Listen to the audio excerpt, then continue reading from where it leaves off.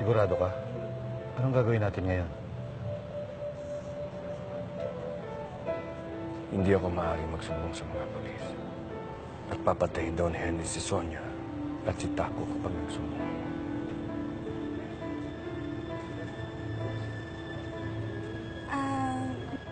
Ano po nangyari kay Taco? Nasaan po siya?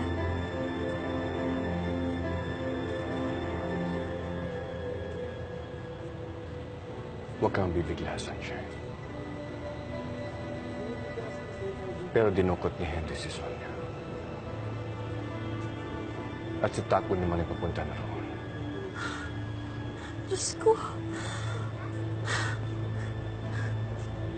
Huwag kang mag-alala. Aayusin ko ito. Ibabalik ko sa iyo si Taco ng buhay. Pangako. Magtiwala ka.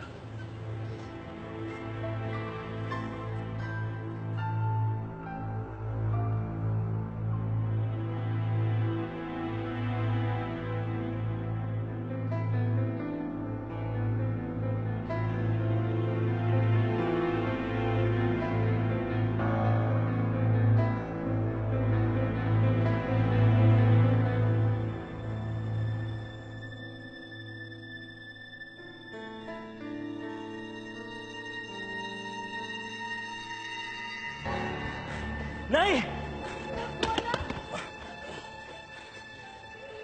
Mabuti naman at mabilis kang nakarating. Hindi na ako mahihirapan pagsabayin kayong patayin. Henry, please. Tigilan na natin to. Huwag mo sasaktan yung anak ko, please. Ito ang eksenang dapat noon pa nangyari. Pero ngayon, hindi na ako papayag na maudlot pa ito. Napakawalang hiya mo. Hanggang ngayon ba naman, hindi mo pa rin kami tinitigilan? Bakit ba? Ano bang kasalanan namin sa'yo? Kasalanan? Kasalanan mong pinanganak ka pa.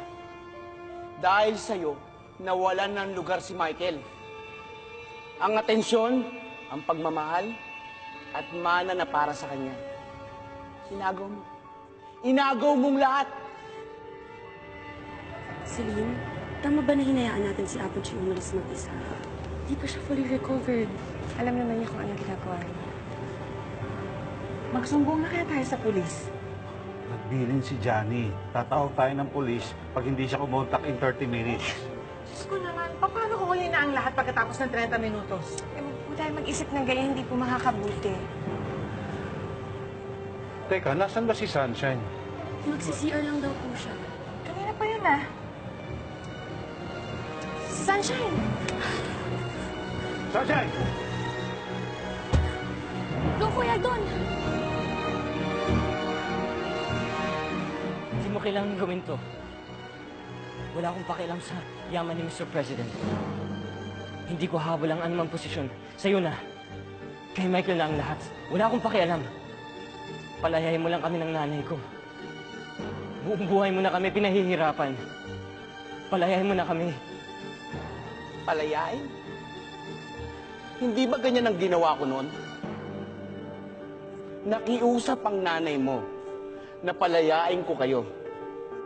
Sir, parang awa siya na po. Kami na lang po ng anak ko ang nandito sa mundo. Huwag po sasaktan, sir. Lumayo na kayo. Wala akong pakialam kahit saan. Basta hindi na kayo magpapakita sa pamilyang niyo. Huwag ka na magpapakita, lalong-lalo na kayo, Mr. President. Itago mo yung bastardo mong anak. Kapag natundong kita ulit, hindi na kita pagbibigyan. Papatayin ko kayo. Uunahin ko yung anak mo. Naiintindihan mo? At nangako kayo na hindi na kayo magpapakita pang muli. Pero ano ginawa ng nanay mo? Dinala kanya sa mansyon at pinakilala pang anak ni Johnny. Doon nagsimula ang kalbaryo ng mag-ina kong sina Irene at Michael. Tapos ngayon, hihiling ka na palayain ko kayo? Hindi. Hindi na! Dahil tatapusin ko na kayo.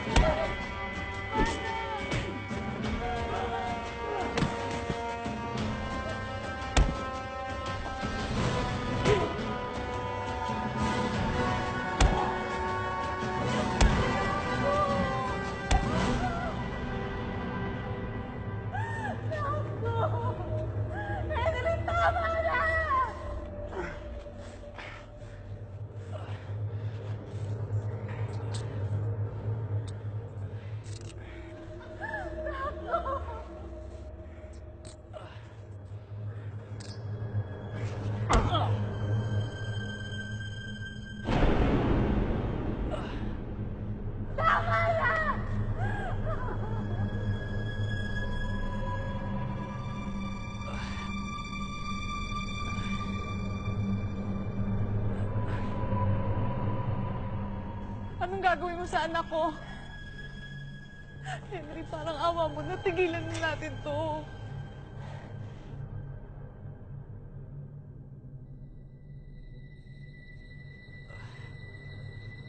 Pakawalan mo ako dito! Takbo. Anak ko kay Pakawalan mo ako! Huwag kang mag-alala, Takgo.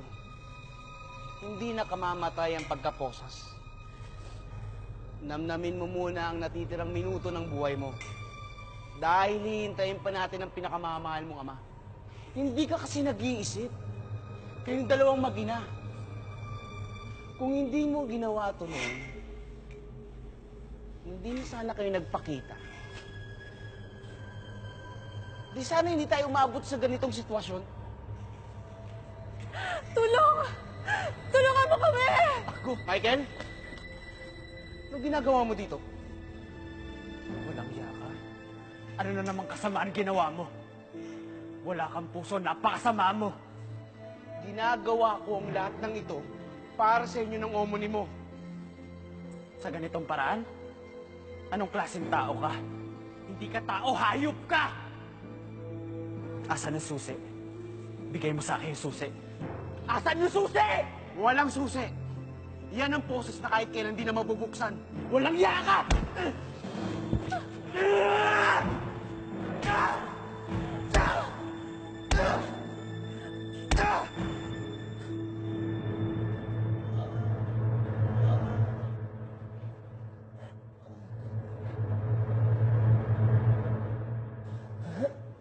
Wala yung susi.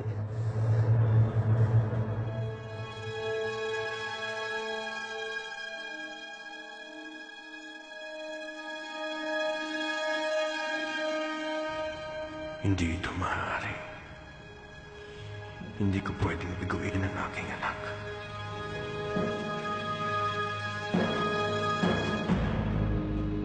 Malapit na ako, anak. Malapit na ako.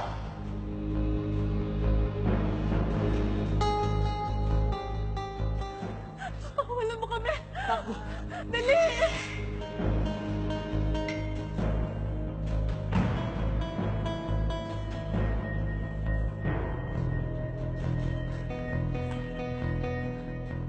Anong gagawin mo?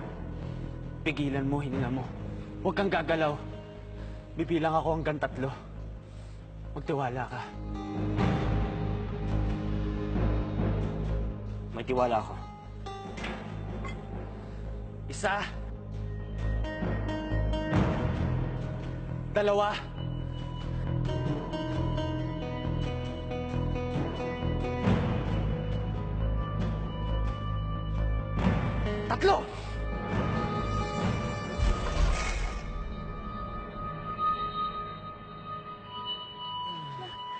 Nay!